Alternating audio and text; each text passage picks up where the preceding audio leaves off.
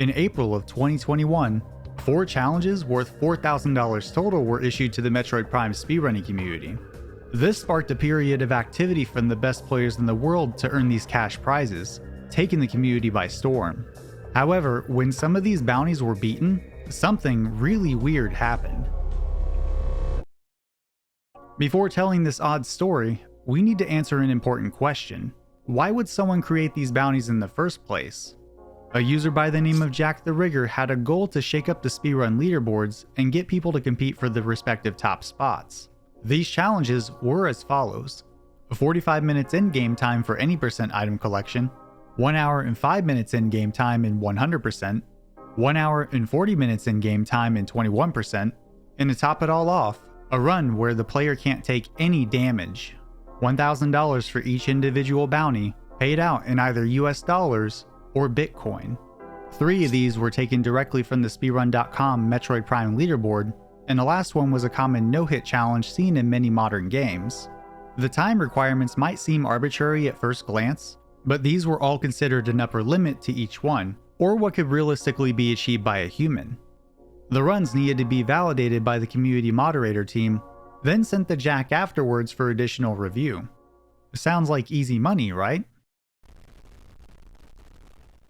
Metroid Prime has one of the oldest active speedrunning communities, and as a result, the game is incredibly optimized. To compete at the highest level in this game, years of practice and experience are required to come close to the top. This meant new records were extremely hard to come by, like other high-skill games such as Super Mario 64 and Super Metroid. This might seem strange to those who have played Prime casually or have only seen a few clips of the gameplay. The game has tank-style controls, with combat and exploration being simple on the surface. However, the real skill comes from taking advantage of Prime's combat mechanic called strafing. If you lock onto a target and press the jump button while moving left or right, you'll move in that direction with a quick burst of speed, which then slows to a stop. This is handy for dodging attacks and quickly dealing damage on enemy weak spots. Now, Samus normally has a speed cap when moving the control stick, but this is exceeded briefly when strafing. This is because Samus doesn't have a speed cap in Prime 1 when moving left or right. Speedrunners can use this by starting the strafe, then quickly letting go of the lock-on and jump button right after. As a result, Samus is sent flying with the initial burst of speed from the strafe. This is known as a dash, and it changes Prime from a slow-paced adventure to this.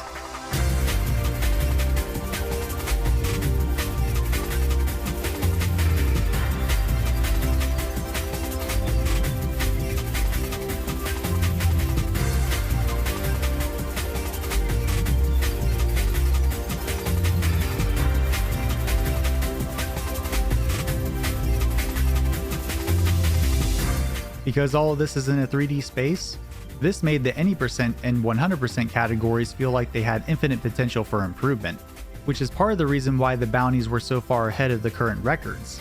As for the other two, 21% and Damageless, these require even more refined skill sets. Damageless is self-explanatory, but avoiding damage in Prime is much easier said than done. This challenge was accomplished some time ago by Daryoshi, a longtime veteran of the game, but his run was completed in a segmented setting, meaning he could restart from a save if he took a hit, or come back another day if he felt like it. For the rules of this challenge, the Damageless run had to fit the same criteria as the other bounties, all done in a single attempt, making it a one-hit permadeath mode. The 21% category is Prime's current version of low percent, or completing the game with the lowest amount of items possible. One of the items removed was the space jump boots, which gives Samus her double jump. This restricts movement immensely, making runners rely on complex morph ball bomb jumping to reach areas previously that didn't require much effort. One of the hardest rooms in 21% for bomb jumping is called Ventilation Shaft. Located in the Phazon Mines, the room is a half pipe which players can use a well-placed space jump or their boost ball to exit easily. In 21%, runners don't have either of these, so players need to use a 5-bomb half-pipe bomb jump to reach the exit. Tricks like these are riddled throughout the 21% run, and can lose players huge chunks of time if not done quickly. Each run seems like an impossible challenge, but with $1,000 on the line for each active bounty, the grind that runners would undertake seemed to be worth it. Starting with any percent, The only two runners who reached the sub 50 IGT barrier were Justin DM and T3. Combined, both of these runners have nearly 20 years of experience running Metroid Prime, so it was inevitable that one of them could reach the 45-minute goal. However, a 45 was still 3 minutes away from the current record, a ton of time just for better movement and cleaning up mistakes. So it looked as though a new trick or route change needed to happen for this to be viable. But don't worry, the community had just the thing.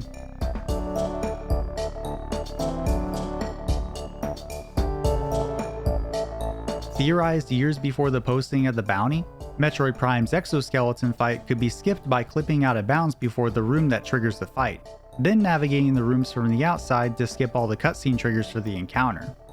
For a long time, getting out of bounds was inconsistent, negating any time save. Thankfully, even before the bounty was announced, a semi-consistent exoskip method was found in late 2020. As a comparison, the exoskeleton fight has 4 phases, all of which can go faster or slower depending on if the runner has good or bad luck. Doing exoskip is difficult, but it mostly removes the luck factor and turns it into a test of skill instead. Justin's 48-minute record from January 15th of 2021 used this to knock T3 out of his top spot, a record that stood for a whopping 546 days. At this point, it wasn't expected that T3 would fire back and retake the top time. Honestly, no one knew what T3 was going to do. He doesn't stream, and he barely reaches out to the top runners even to this day. The only way people knew he was doing runs of Prime again was if he uploaded anything related to the game on his YouTube. But after nearly 2 years of being away from the game, T3 came back and implemented the more consistent exoskip in his runs.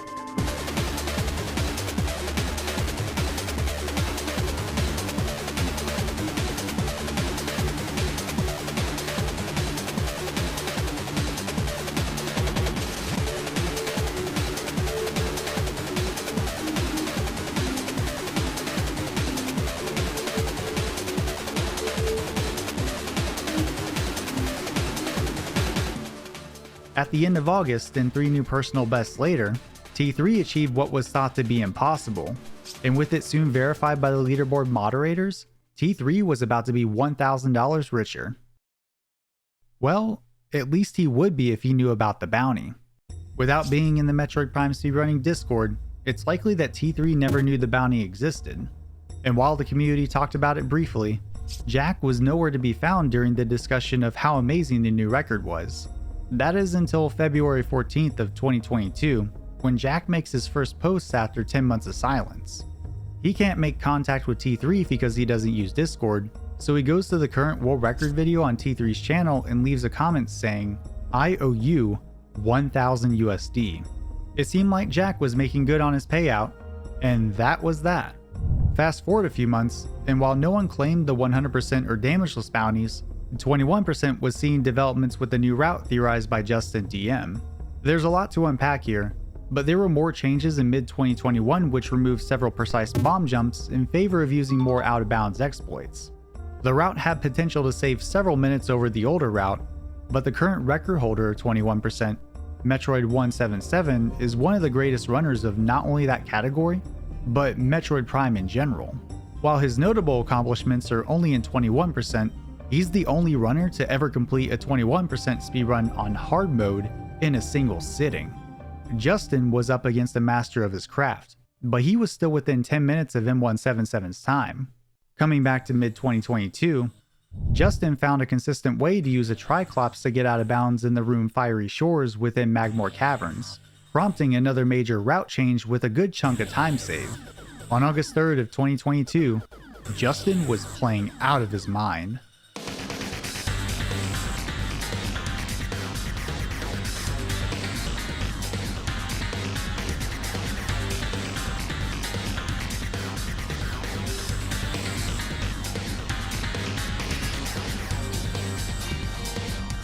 This world record went well beyond the criteria for the bounty, so Justin was more than ready to claim his $1,000 prize. 2 weeks later, Justin would take to the Prime Speedrunning Discord to comment on the state of the bounty, and his message was something no one wanted to see happen. Jack the Rigger's bounties are fake. T3 never got the payout, and he blocked me and or left the server. This was extremely disheartening for the community. especially since Jack seemed eager to verify T3's run when he came back earlier in 2022. No one knows why he decided to ghost the community, but it's speculated it has to do with how the players were to be paid. Jack had set aside the money in the form of cryptocurrency, and in this case it was Bitcoin. Prior to his 4 bounties he set in April of 2021, he had a single challenge worth $1,000 for a damageless run, which had the same type of payout. This was fine at the time, because crypto as a whole was still rising at an incredible rate. But in May of 2022, it all came crashing down to earth. In April of 2021, when the additional bounties were posted, Bitcoin was valued at over $63,000 USD. But when Justin went to claim his bounty in August of 2022, it fell to just over $24,000 and was still decreasing. It's not known what happened to Jack, but the community has speculated the worst, assuming he took what was left and ghosted the winners. Hopefully Jack will return one day and pay out the players who deserve it. But as with many things, only time will tell.